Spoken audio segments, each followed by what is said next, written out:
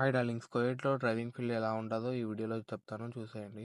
Once మీరు India నుంచి కువైట్‌కి వచ్చిన తర్వాత వీసా మొత్తం ప్రాసెస్ అయ్యి, ఇక్కడ దిగినప్పటి నుంచి మీకు శాలరీ అయితే స్టార్ట్ అయితది.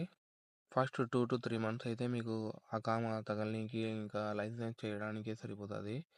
వీళ్ళు ఆ 3 మంత్స్ అయితే మీకు ఓన్లీ ఇంట్లో పనులైతే చేపిస్తారు. మీరు కువైట్‌కి వచ్చిన తర్వాత ఫస్ట్ 3 మంత్స్ అయితే మీకు కొత్త పెళ్లి కొడుకు చూసుకున్నట్టు చూసుకుంటారు. కార్‌లో కూర్చోబెట్టుకొని అన్నీ తిప్పుతా, చూపించుకుంటా ఉంటారు. వన్స్ మీకు లైసెన్స్ కంప్లీట్ అయ్యిందా, మీకు ఫుట్బాల్ ఆడేసుకుంటారు. ఎందుకంటే డ్రైవింగ్ ఫీల్డ్ అంటే ఎలా ఉంటుందో చూపిస్తారు వాళ్ళు.